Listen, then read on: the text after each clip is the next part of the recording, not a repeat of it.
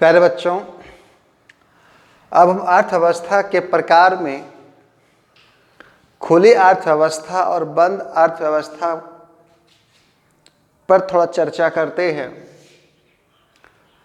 Open अर्थव्यवस्था, इसका मतलब क्या हुआ?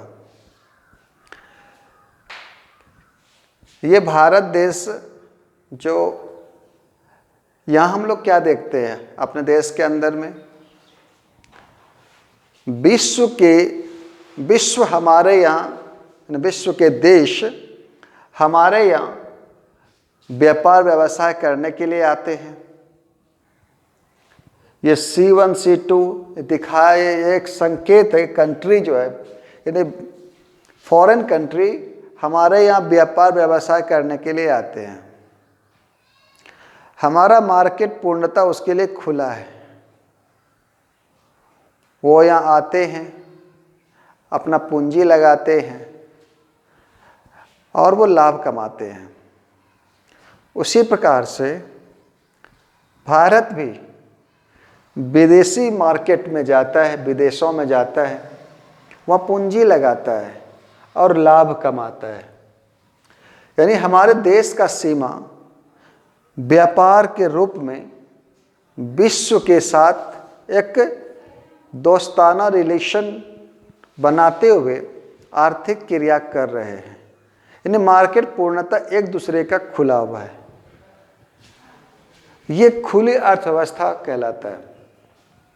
और खुली अर्थव्यवस्था में जब मार्केट फ्री हो गया तो आपको पता है कि जहाँ मार्केट पूरा खुला होता है, फ्री होता है, तो वहाँ पूंजीपति और निजी अर्थव्यवस्था को प्रोत्साहन मिलता है। तो कहीं ना कहीं खुली अर्थव्यवस्था वाला जो मुल्क होता है वहाँ उदारवादी और निजी अर्थव्यवस्था का ज़्यादा प्रभाव होता है। इसमें क्या होता है कि शेष विश्व के साथ संबंध होता है, यानी संपूर्ण विश्व से आपका संबंध बना हुआ रहेगा। विश्व में किसी भी हिस्से पे थोड़ी सी भी आर्थिक गति, आर्थिक उथल पुथल होता है तो उसका प्रभाव आपके ऊपर पड़ना है। अमेरिका का शेयर मार्केट गिरता है तो उसका प्रभाव आपके ऊपर पड़ता है। खाड़ी देशों में कुछ होता है तो उसका प्रभाव आपके ऊपर पड़ता है, क्योंकि हमारा मार्केट खुला है, इसी कारण से प्रभाव पड़ता है। वस्तु और सेवाओं का बाह्य अंतर प्रभाव होता है।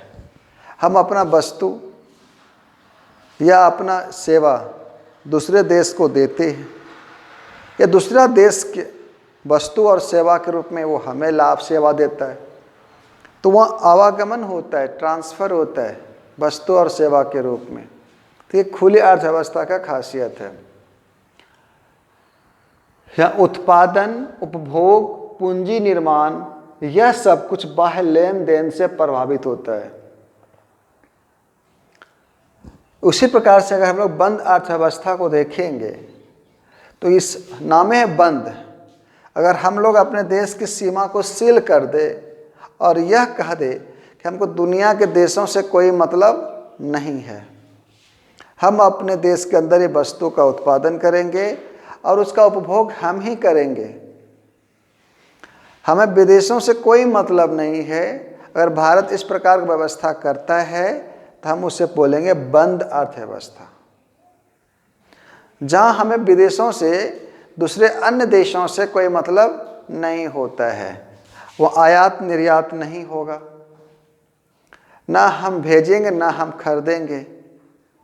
आयात निर्यात वहाँ लगभग शून्य होगा, यानी अगर निर्यात है और आयात है दोनों के बीच में अंतर नहीं होगा। लेकिन खुली अर्थव्यवस्था में आयात निर्यात होता है। आप सुनते हो चाइना भारत से अधिक व्यापार करता है, भारत चाइना से व्यापार कम करता है। तो ये व्यापार, वस्तु का आना जाना क्या है? आयात और निर्यात है। इंपोर्ट और एक्सपोर्ट में क्या होता है? ये कहाँ होगा? आपका खुली अर्थव्यवस्था में होता है। बंद अर्थव्यवस्था में क्या होता है? इंपोर्ट एक्सपोर्ट होता ही नहीं है, क्योंकि आप अपना सीमा को बांध दिए हैं, सील कर दिए हैं। अब बात करें दक्षिण उत्तरी कोरिया का। उत्तरी कोरिया क्या है? बंद अर्थव्यवस्था वाला देश है। ये अपना सीमा को बंद कर दिया है। वहाँ क्या हो रहा है किसी को पता नहीं, समझ रहे हो? तो ये उत्तरी कोरिया का हाल है, क्योंकि वहाँ वस्तु के उस व्यापार व्यवसाय उसे करना नहीं है, समझ रहे हो ना। वो अपने देश की सीमा को इस प्रकार से सील किया, आयात निर्यात संपूर्ण क्रिया वहाँ अंदर में होता है। तो सकल घरेलू उत्पाद हो या राष्ट्रीय आय हो, ये दोनों क्या होगा, बराबर होगा। अभी आपको पढ़ाएंगे जीडीपी क्या होता है, नेशनल इनकम क्या होता है, जीडीपी और नेशनल इनकम में क्या अंतर होता है। लेकिन बंद अर्थव्यवस्था में जीडीपी यानी सकल घरेलू उत्पाद और राष्ट्रीय आय में कोई अंतर नहीं होगा, सेम सेम होगा। क्योंकि अंतर तो तब होता है जब आप वस्तु को बाहर में उत्पाद करते हो, आपको प्रोडक्शन का कार्य देश की सीमा से बाहर होता है या कोई विदेशी आपके देश में आकर के प्रोडक्शन करता है, तब उस स्थिति में जीडीपी और नेशनल इनकम में अंतर आ जाता है। लेकिन यहाँ क्या देखेंगे, खुली अर्थव्यवस्था में जीडीपी और नेशनल इनकम में अंतर हो जाएगा। राष्ट्रीय आय कैसे बनता है, आपका देश का जीडीपी, विदेशों से प्राप्त आय, ये हमारा राष्ट्रीय आय बनता है, समझ रहे हो। जहाँ देश के अंदर जो कोई विदेशी कमा रहा है उसके इनकम को घटाना पड़ता है। तो इस प्रकार से ये बंद और खुली अर्थव्यवस्था है, ये आपने समझ लिया है। आप इनको उतारेंगे और समझने का प्रयास करेंगे। इस प्रकार से अर्थव्यवस्था के प्रकार की सीरीज का अंत हुआ। आज हम लोगों ने क्या क्या पढ़ा, एक बार फिर से सारांश वाइज कर लेते हैं। सबसे पढ़ा हम लोगों ने उदारवादी अर्थव्यवस्था, यह कहीं न कहीं पूंजीवादी अर्थव्यवस्था है।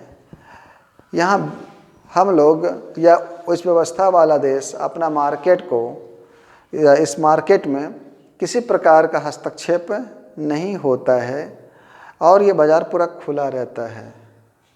दूसरा होता है, इसको बोलते हैं समाजवादी या सार्वजनिक अर्थव्यवस्था या समाजवादी अर्थव्यवस्था। यह अर्थव्यवस्था जो होता है पूर्णतः सरकारी होता है। बाज़ार के ऊपर पूर्णतः सरकार का नियंत्रण होता है और बाज़ार का रूपरेखा सरकार के नीति ही काम करता है। हमारा भारत देश में इन दोनों अर्थव्यवस्था से मिला हुआ मिश्रित अर्थव्यवस्था है।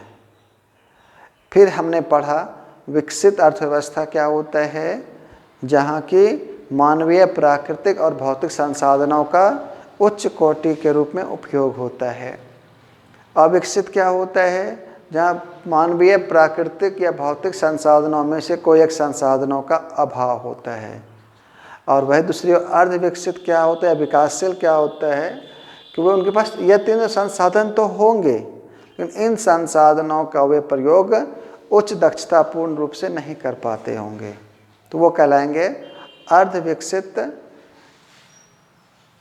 अर्थव्यवस्था। फिर खुली अर्थव्यवस्था में क्या होता है कि हमारे देश की सीमा पूरे विश्व के लिए खुला छोड़ दिया। हम भी विदेशों के साथ व्यापार व्यवसाय करेंगे और आप भी व्यापार व्यवसाय करेंगे, तो वो भी करेगा और हम भी करेंगे, खुला हो जाएगा। लेकिन जब अपना सीमा को हम सील कर देंगे, हम व्यापार व्यवसाय किसी के साथ नहीं करेंगे, आयात निर्यात नहीं होगा, तो वो हमारा बंद अर्थव्यवस्था होता है। धन्यवाद।